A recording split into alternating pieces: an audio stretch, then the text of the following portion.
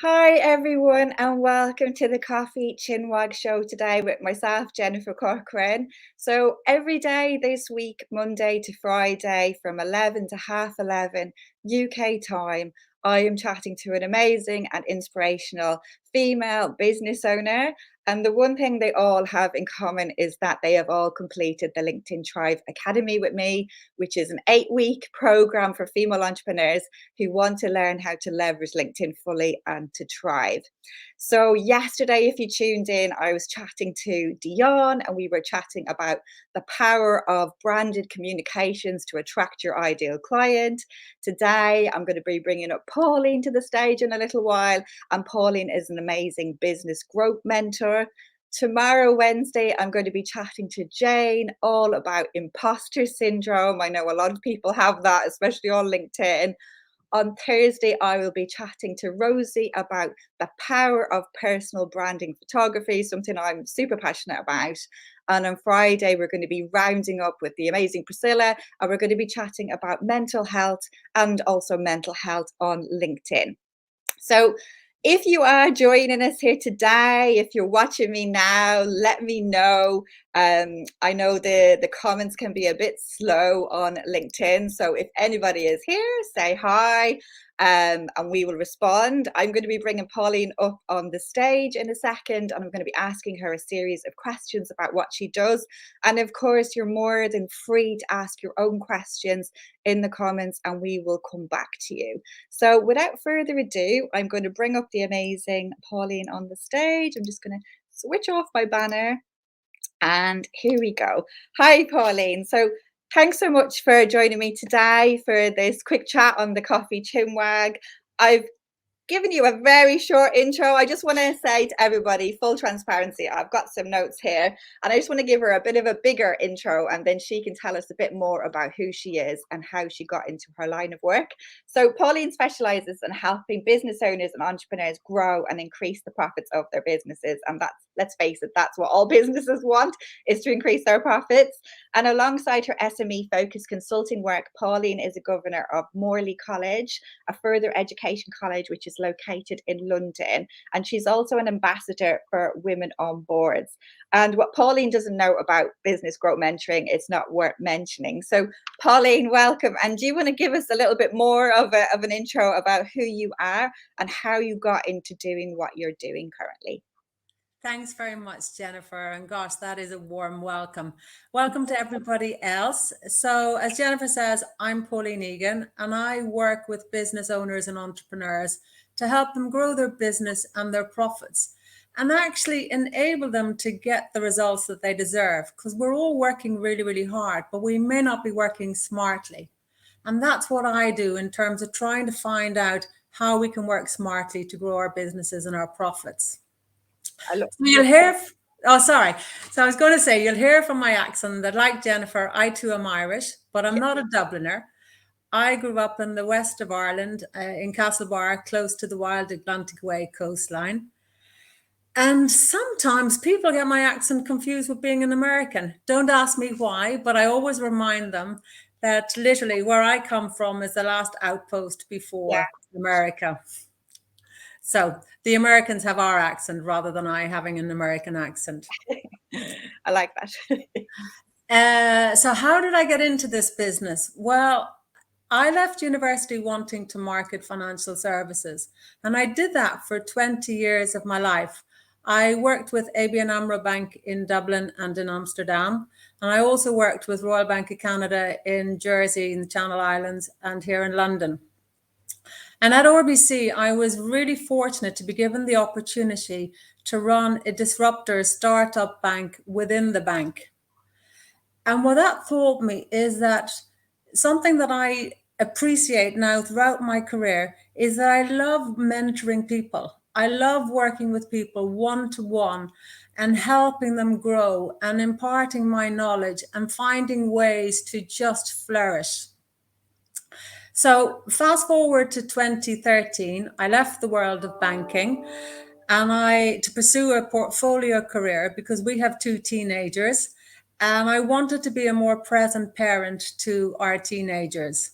So I worked as a non-executive director and an advisor across a range of service industries in education, legal, financial services, and leisure. And then now, I guess, our children are no longer children, they're young adults, they're at university. And I felt that I wanted a more hands-on role. And as I thought about all the things that I'd done and what I enjoy most, I realized that what I really love doing is helping businesses to grow. I'm very commercial. I'm a stickler for a client service, but I have a great deal of realism and practicality. I grew up in a family where my mother actually had her own retail business, and yet she also managed my father's professional practice. So I know what it's like to be juggling a business with lots of different priorities. And I know that sometimes we just need that external influence to tell us how we might tweak something or do something different to get the right results. Brilliant. I love that. And I just want to say we have a lovely Joanne joining us. I'm just sticking it up on the screen. She's saying she's to Tyrone and now Derry. So hello to Joanne and anybody else watching today. We really appreciate you joining us. And like I said at the very start, if you've got any questions for Pauline as I'm going along or any feedback, just stick them in the comments and we will come back to you. So, Pauline, I think a lot of people get confused with the difference between mentoring and coaching. Would you be able to shed some light as to what is the difference? Sure.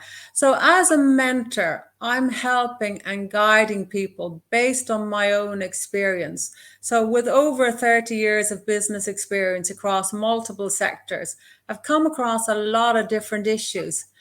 In general, a lot of them come back to people and Yeah, just working with people. But what I find is that as a mentor, I'm able to join the dots and see how best practices in one sector can be applied to another sector. And I'm very much not so much hand holding, but I'm working alongside my clients to make sure that we develop the strategy and implement it.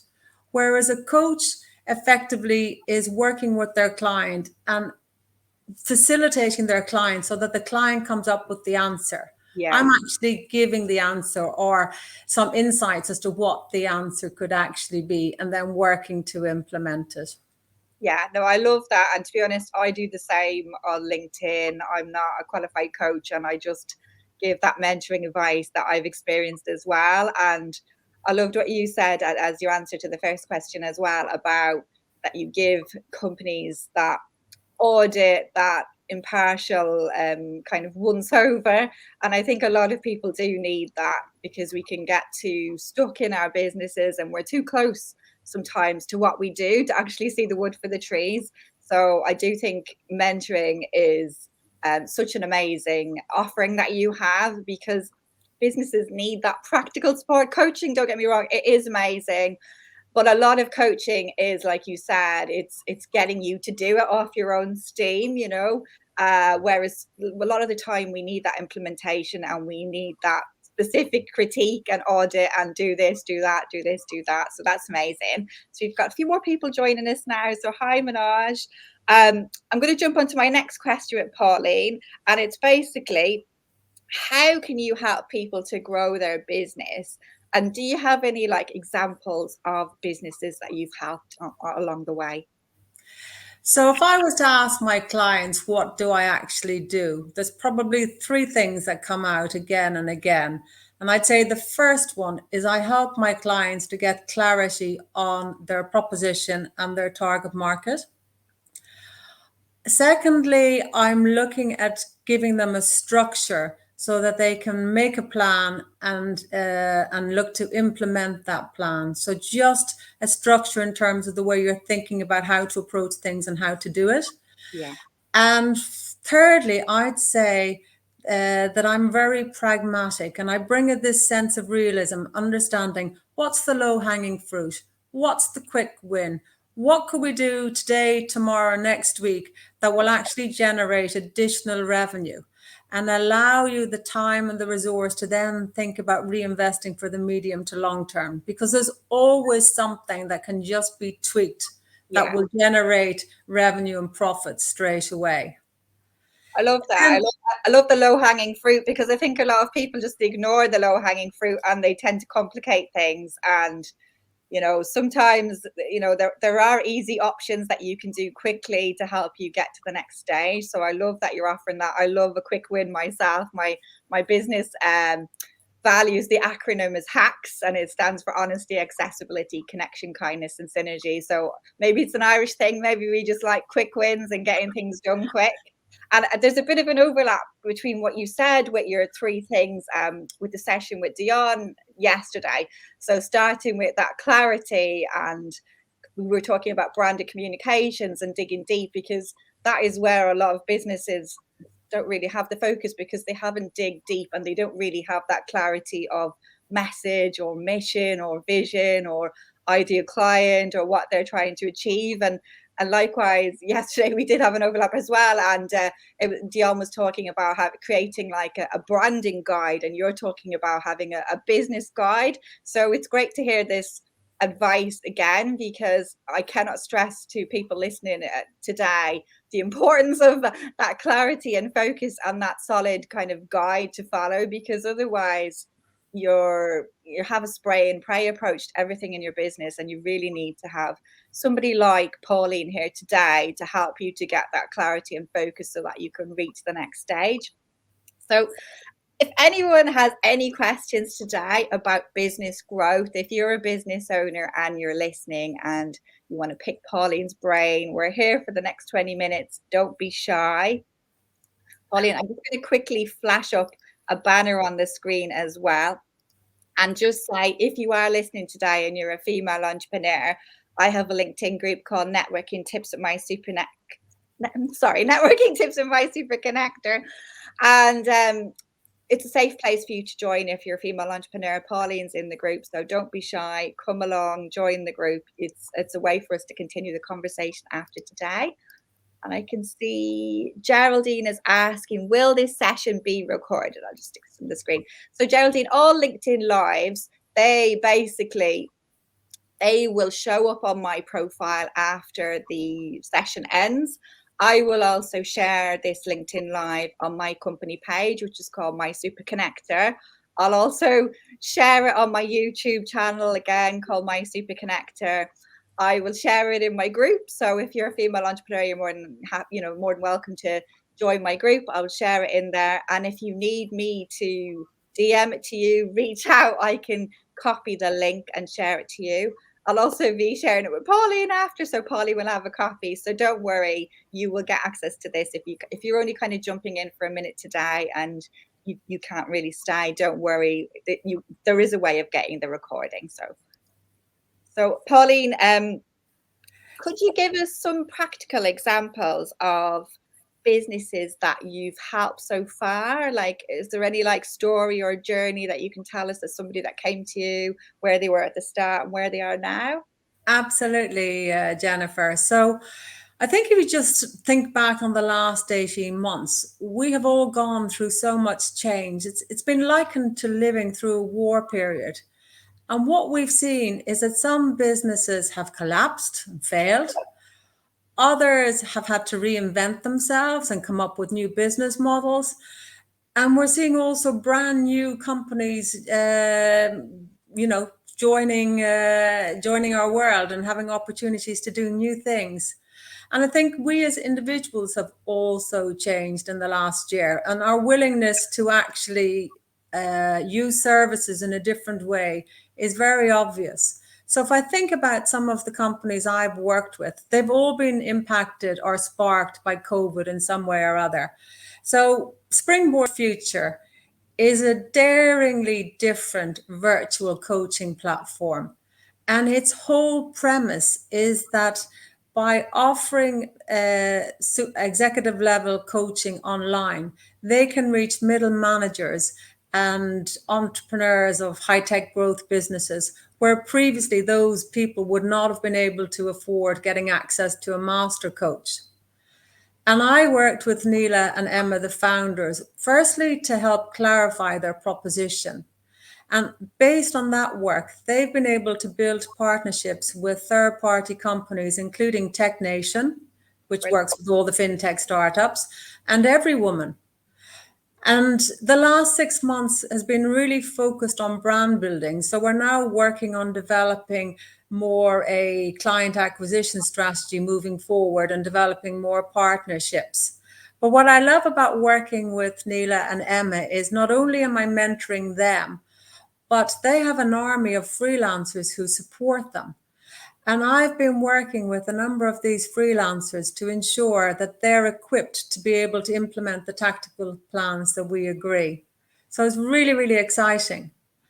And then if I think of another client, Ling Man, who runs Yoga Ling Massage, well, basically her business was devastated overnight with the lockdowns. And she was floundering, not quite sure what to do. Because there was no in-studio yoga classes, there were no retreats, there were no home visits for massage. And sort of going back to basics and just thinking about what she did, together we were able to develop a series of yoga classes, workshops, rather than sort of ad hoc sessions, which she'd previously been doing or selling on a weekly basis. And the other thing I did with Ling was encouraged her to look at her client relationship management system and think about all the people that she'd worked with over the last 10 years, and nudged her to get in touch with them and to tell them about these new courses and workshops. And it's quite amazing now, because yesterday I was at a yoga class and there was somebody there from Sydney, there was somebody there from Killarney, there was somebody there from Geneva, a number of us from London, some people from Dorset. The magic of what we've done in engaging with her old customers is effectively that now she has a thriving online business. And yesterday, for the first time, she was also doing a hybrid class. So she was in a studio, but all of us were still dialing in. So absolutely fabulous that, she now has a thriving business again. And then there's somebody like Susie, who's an interior designer. And she had a flash of inspiration during COVID, thinking about how she could scale up her business. And she was completely stuck and didn't know how to do it. So she had this fabulous idea about how to assess our homes so that we can make them more user-friendly as we get older and delay the time when we might have to move into a retirement home or a care home. And she would say that I probably was an excellent sounding board, that I quickly understood her proposition, what she was trying to achieve. But then I gave her the structure so that she's been able to develop this idea, and we'll work together to launch Midsummer Design. So watch out for it, because this is the way we're going to move forward, as we want to stay in our homes longer and we're not moving into, care homes, hopefully for the foreseeable future. And then I have another client, Bill, and he has a tax and accounting practice. And in his case, it was literally the legislation changed. So one of his business lines suddenly disappeared overnight with changes in legislation. And it was looking at, well, how do we replace that revenue? So we identified a brand new target market, a new segment, and repackaged his existing offering. So nothing he was doing was any different, but we were just packaging it so that it was focused particularly on this segment. And that's going to create a revenue stream of £200,000 a year. So very simple, but just, I guess, being that outsider who can come in and bring that knowledge and experience of seeing things differently or asking different questions can prompt, transformational changes in a business that can lead to more growth in revenue and profits. Amazing. I loved all those stories. I love that you've got a yoga teacher, like a smaller business, then you've got a larger tech company, you've got an accountant, and you've got an interior designer. And I'm loving all the help that you gave in relation to the yoga teacher. I can completely relate, because I used to do face-to-face Pilates classes, and my teacher was the exact same with the start of COVID. What am I going to do now? And she was terrified of Zoom initially, and a lot of her clients were terrified as well. But now she's actually 100% virtual. She's never gone back face to face. And like you said, it's amazing. You can, join from all around the world. I love the convenience of doing my Zoom from home. I don't need to worry about the commute. And yeah, I think it's given her a lot more flexibility in her business. But a year and a half ago, she would never have imagined doing it completely virtual, because she's very much a people person. She still is, but it's all completely online. And I was wondering, in relation to the first company you spotlighted, um, when you work with people as a mentor, like you've mentioned, like a transition of like 6 months, you've been doing the brand building and now you're into the client acquisition stage. How long do you typically work with clients? Do you have them like on retainer for a year, or do you do smaller projects as well? I'm just wondering if anyone's listening today and maybe they don't need you for a year. Can you do like one-off audits or work with them for a shorter period of time? I can indeed, Jennifer. So I have a different model. So I have a retainer model, which is very simple. I might do I guess, an intense project at the start, and then you continue and just have a monthly mentoring session, 1 hour a month, to make sure that you're on track. I do specific projects. So I've been working on bringing companies to market, where it's a combination of mentoring and some consulting. And as I spoke about with Springboard Future, well, I don't know how long I'm going to be working with Springboard Future, but hopefully for the foreseeable future. But what I'm doing along the way is equipping the team that's supporting the founders so that they can be self-sufficient. But I will always mentor Neela and Emma in the way that I would have a monthly call. But up to now, there have been some intense bouts where I've done quite a bit of work. And I've also been working on their partnerships and helping them just be commercial in terms of how to negotiate those partnership arrangements, and understanding the business dynamics behind that and the financials. So, in my career, I started off as a marketer, but I used to run sales teams. I used to be head of strategy. And I've worked across many different sectors. So I'm a generalist, and I have a really good grounding in business, which makes life exciting because you see things from different angles. And I am very creative in terms of how I think, and quite lateral in terms of just seeing things that maybe others don't, because I can connect different experiences from different parts of my life and just share best practices. Amazing. I think, yeah, you've got a real wealth of knowledge and experience, and a lot of business growth mentors won't. So that is obviously your USP. You get a lot of new people coming to market saying they can do X, Y, Z, but they've actually got nothing to back it up. But you've got all of this marketing experience, sales experience. It's like super valuable, because a lot of mentors just specialize in one area. So I love the fact that you have this whole umbrella of learning under your belt. I just wanted to quickly go over to the comments as well. So we've got Manaj was just saying, is this session for male entrepreneurs as well? Of course, anyone watching us today on LinkedIn Live, it doesn't matter whether you're a female or a male, an executive or a business owner. You might be an executive thinking of starting your business. You're all welcome. It was just my group. My group is specifically for female entrepreneurs, because that is my chosen niche. I do work with men one-to-one as well, and in corporate workshops. But yeah, anyone is welcome to my LinkedIn Lives. And I've actually got one question from Jordan. Hi, Jordan. I know Jordan well.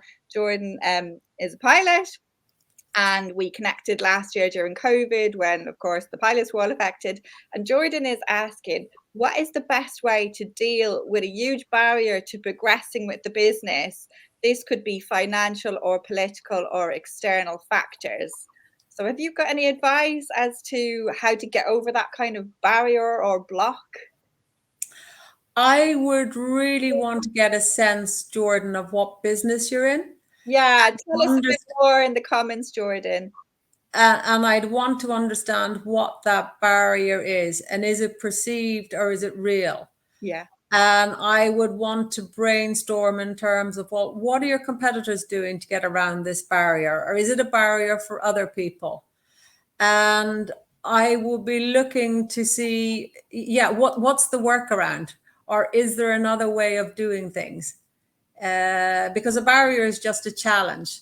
Yeah. And at the end of the day, we all are programmed to be problem solvers and to get over challenges. So it's what on without more information, but my details will be available at the end of this chat, so Yeah. you're more than welcome to send me a message, Jordan. And I too am a pilot, and I'm married to a pilot, so I know lots about aviation. I didn't know that, so I'm learning something as well. It's a small world, so there you go. But yeah, Jordan, let us know more information if you're still here. If not, reach out to Pauline after, or myself.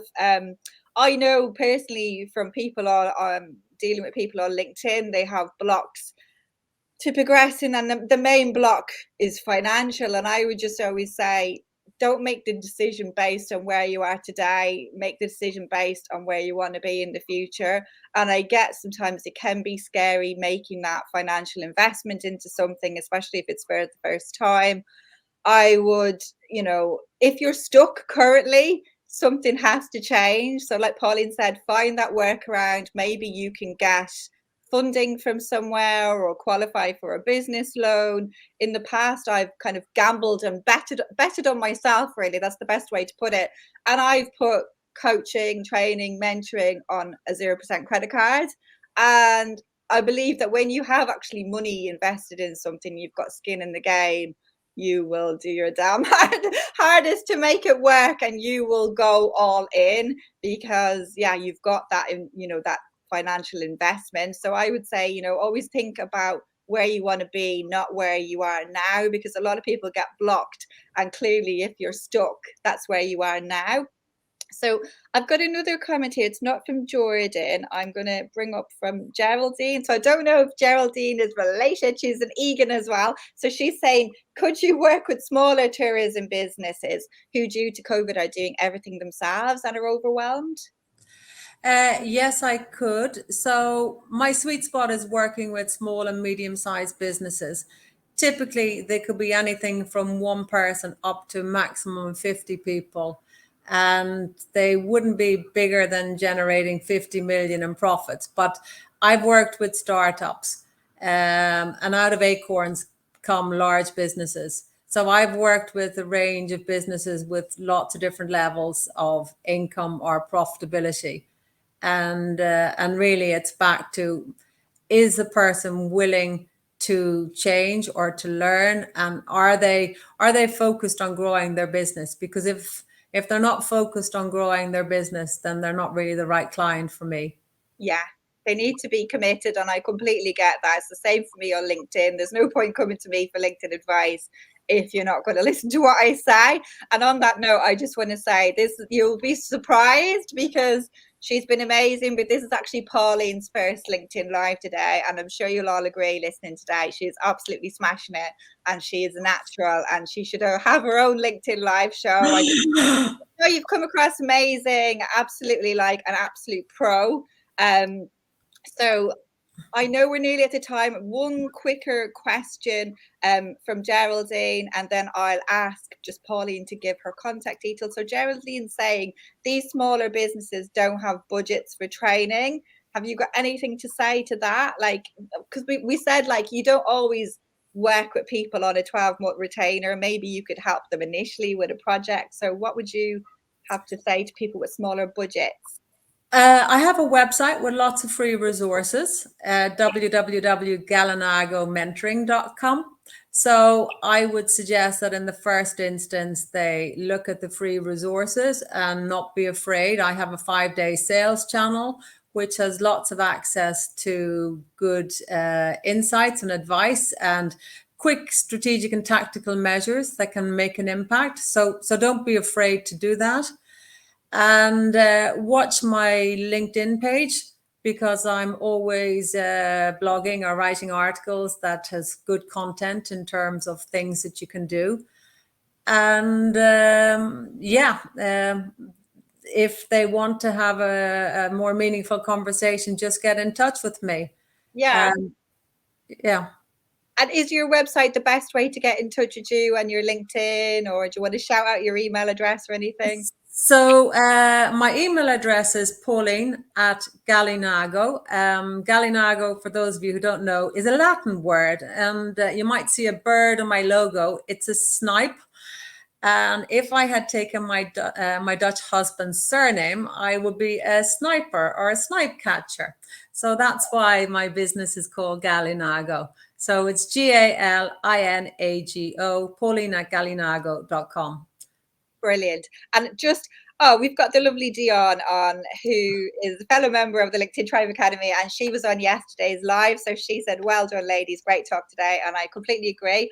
One quick thing, I'm going to go slightly over just because Jordan has given us his kind of feedback critique.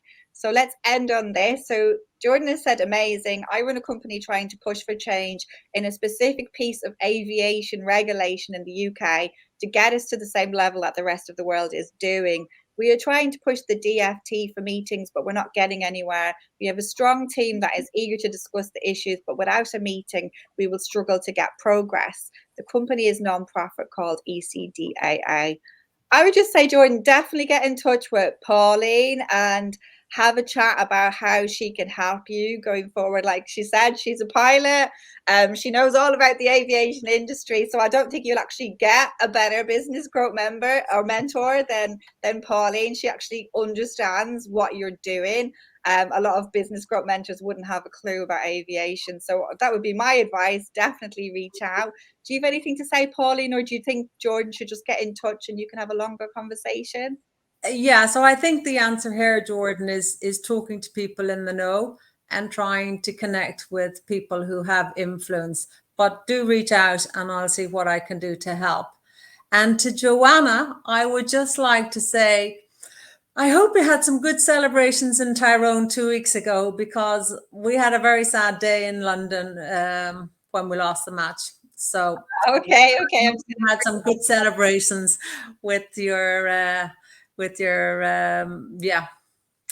your buddies in Tyrone. Okay.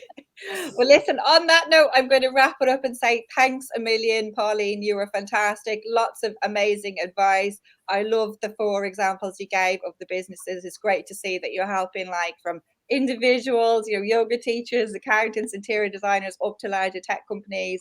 You gave us so many nuggets of wisdom, and I can't believe it was your first live. You've absolutely smashed it. So thank you so much for joining me. And for the people who are watching today, if you fancy more inspiration, tomorrow I'm going to do another live at 11 a.m. with Jane, and we're going to be chatting about imposter syndrome, and we'll touch on imposter syndrome on LinkedIn. So thanks again, Pauline. And I'm just going to say goodbye to everyone. Don't forget to reach out and connect with Pauline. She's amazing. Follow her as well. Follow her content.